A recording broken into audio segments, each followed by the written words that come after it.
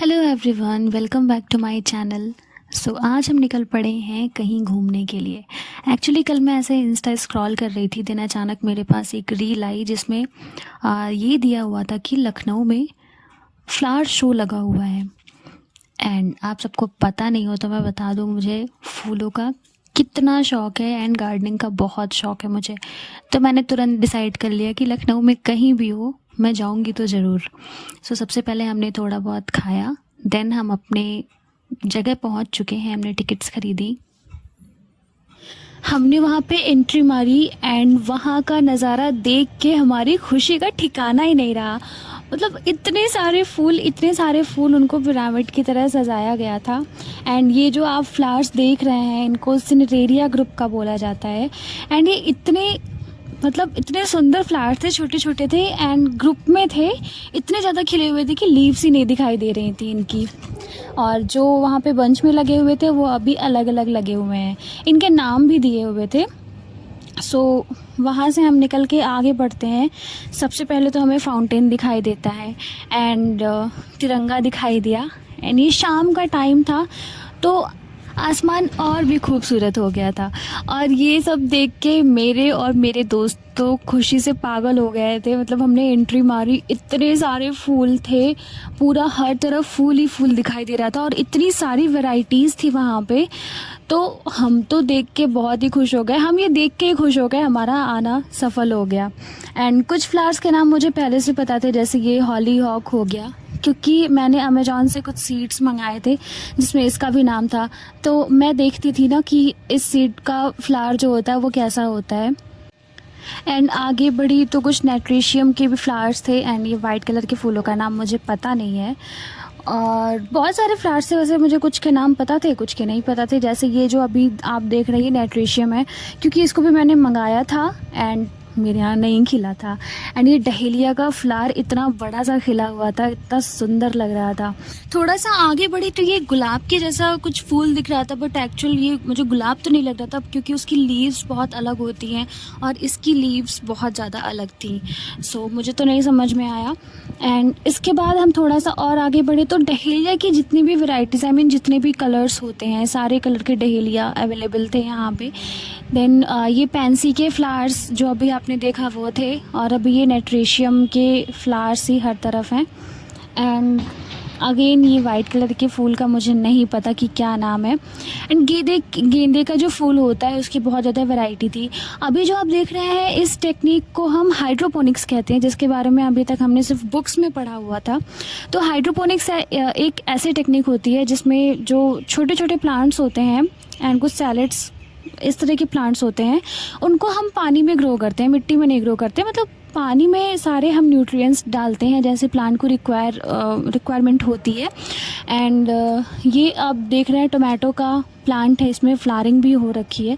सो ऐसे जो छोटे छोटे प्लांट्स होते हैं उसकी हम खेती हाइड्रोपोनिक से कर सकते हैं।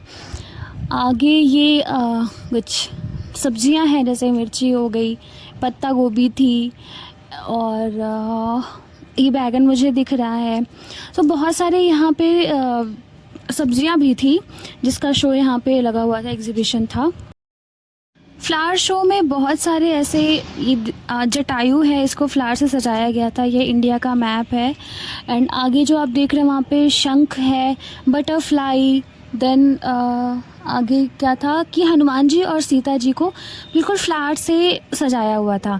एंड आई वाज लाइक कि मैं अपने बिल्कुल जो ड्रीम होता है ना वो उसमें पूरा जी रही थी कि मैं हूँ, मेरे चारों तरफ फूल ही फूल हों, बस ऐसा था।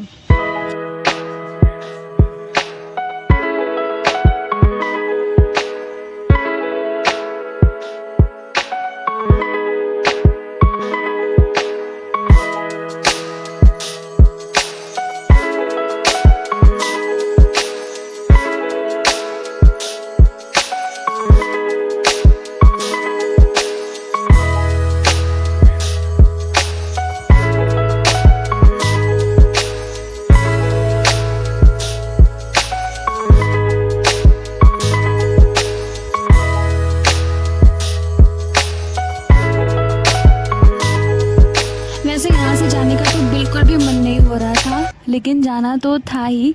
तो अभी जो फाउंटेन आपने देखा था वो कलरफुल हो चुके हैं। सो ये 3 दिन का पूरा शो था, 17, 18 एंड 9th ऑफ फेब, जिसका आज लास्ट डे था। मैं लास्ट डे पे गई थी, इसलिए कुछ फ्लावर्स जो सूख भी गए थे, नहीं तो मैं पहले दिन गई होती तो शायद और भी अच्छा लगता। और ये जो एग्ज़िबिशन था वो हज़रतगंज में था, राजभवन में। सो बहुत ढूंढते ढूंढते मैं वहाँ तक पहुँची थी। आई होप कि नेक्स्ट ईयर ये शो वापस लगेगा एंड मैं फिर से देखने जाऊंगी।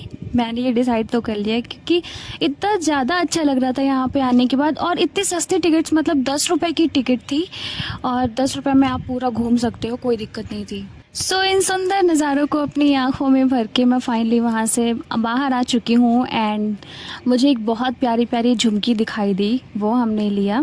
वैसे कुछ चीज़ें होती हैं ना जो पहली नज़र में पसंद आ जाती हैं, ये उसी टाइप का था।